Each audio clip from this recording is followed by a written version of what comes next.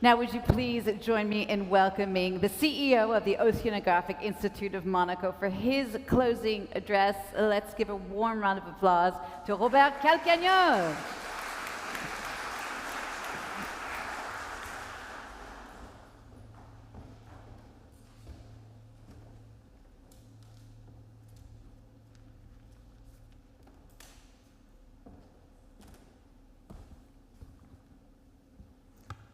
Wow, 17 editions of the Monaco Blue Initiative. This is now the 70th time that I have had the honor to stand right here to bring this event to a close. And each year, each editions, each event, I am still full of enthusiasm, and maybe more importantly, I am feeling a very deep admiration for the quality of your exchange and for the work you are doing every day of the year for protecting the ocean. Thank you for your commitment and engagement. For the first 10 years, I had the pleasure to do this exercise, very formal closing exercise with my friend Bernard Fautrier. Bernard is not here today, but you will have the chance to see Bernard tomorrow morning at the Blue Economy and Finance Forum. I'm sure you will enjoy it. Olivier Venden, I did that exercise with Olivier for the last 6 years, and Olivier was with us this morning. I'm sure that some of you knows, but I would like to tell you that he is now the closest collaborator of His Serene Highness Prince Albert II. He is the head of staff at the palace, and this is a very powerful position. And I can tell you that now he can even support us and you stronger for your work for the conservation of nature and the ocean. And this year, for the first time, I had the real pleasure to work with my friend Romain Ciarlet. So he knows the business. We were working before that, but it's the first time that he delivered his speech, and I was very impressed. What an inspiring speech. And we coordinate ourselves a little bit, but you will find some common idea too. Thank you very much, Romain, and I would like to congratulate you and your wonderful team for all the work you are doing every day. And specifically this week, I think you have 6 or 7 different very important events, so bon courage for you and your team.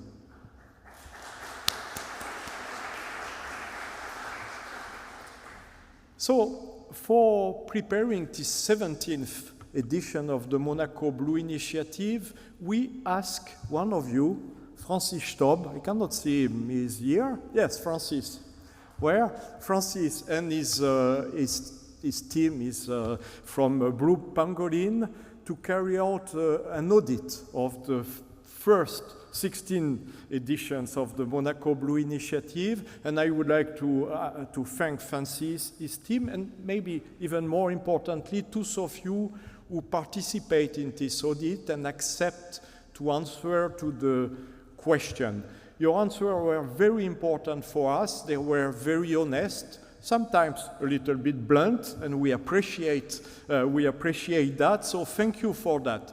We try to listen to your recommendations. Francis Staub is here to tick all the boxes, and we are going to make a point in a few minutes. But we try to have a more streamlined agenda, and for the first time we had a very collaborative session on BBNG, and I think, and looking at the results, this was very important, so thank you very much.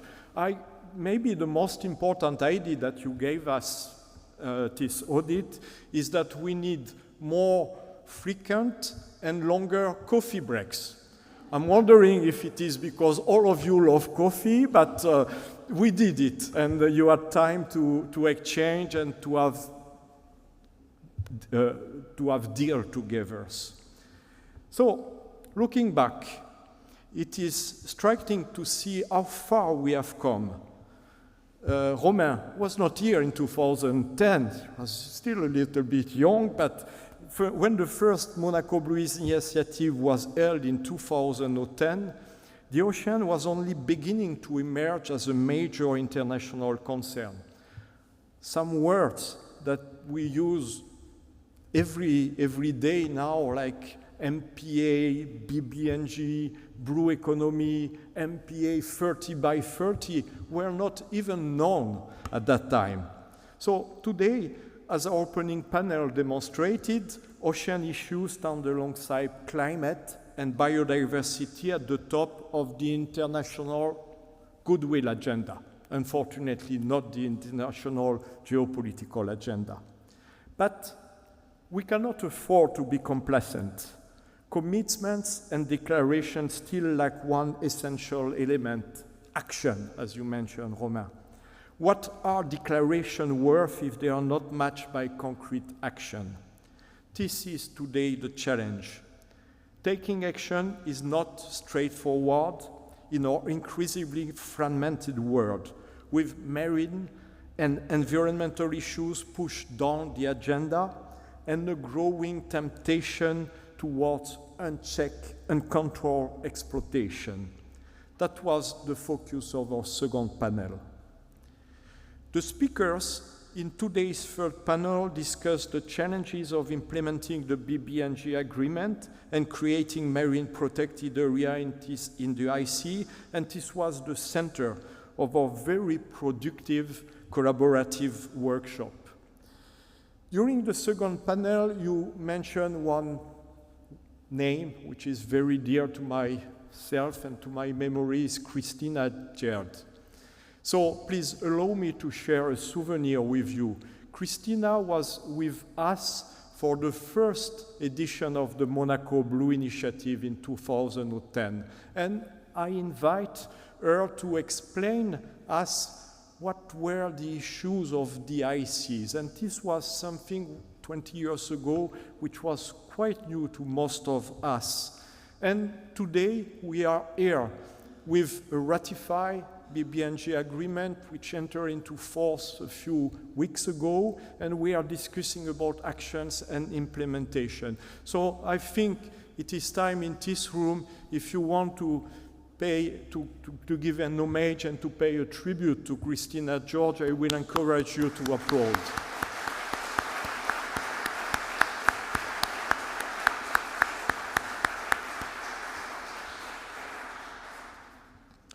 And it is encouraging to see the MBI used as a springboard ahead of COP1 Ocean. Thank you, Gretel, for your very clear explanation.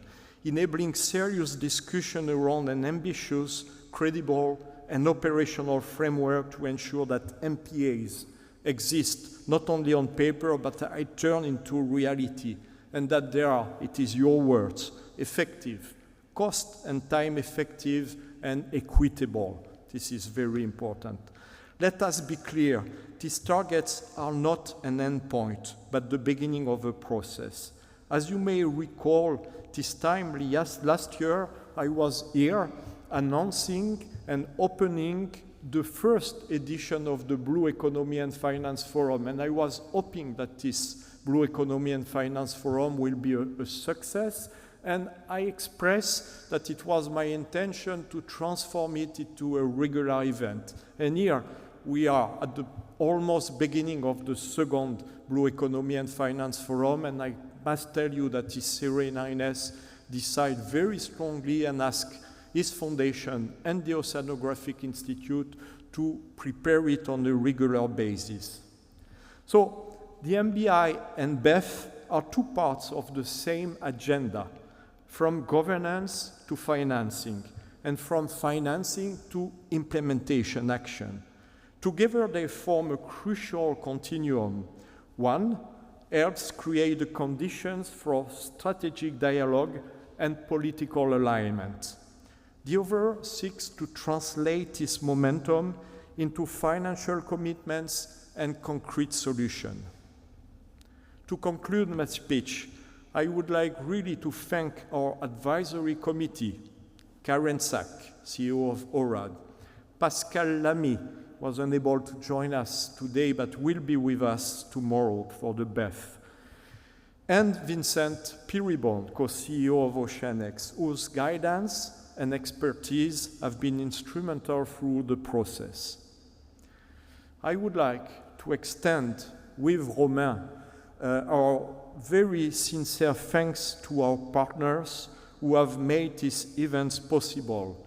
CFM Indosuez Wealth Management, Crédit Agricole Corporate Investment Banking, Crédit Agricole SA Limited Company, SBM Offshore and Villamar.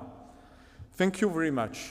Sponsors, as you know, are very important for the organization of such event, and I must confess with Romain that this year we start the preparation a little bit late and we are a little bit short, so we will have to tighten our belt to continue to organize that, and I would like to invite people who can contribute and work with us to do that for the next edition.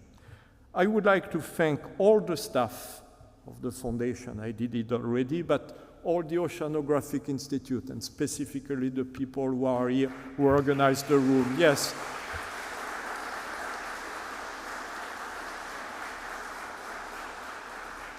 It is an incredible team under the leadership of our Chief Operating Officer, Cyril Gomez. Thank you, Cyril, and all your team.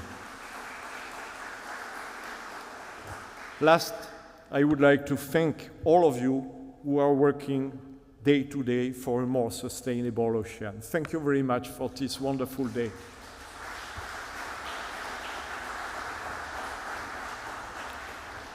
Robert Calcagno, thank you so much for your welcome in this beautiful place. Thank you as well for all your leadership over the past years.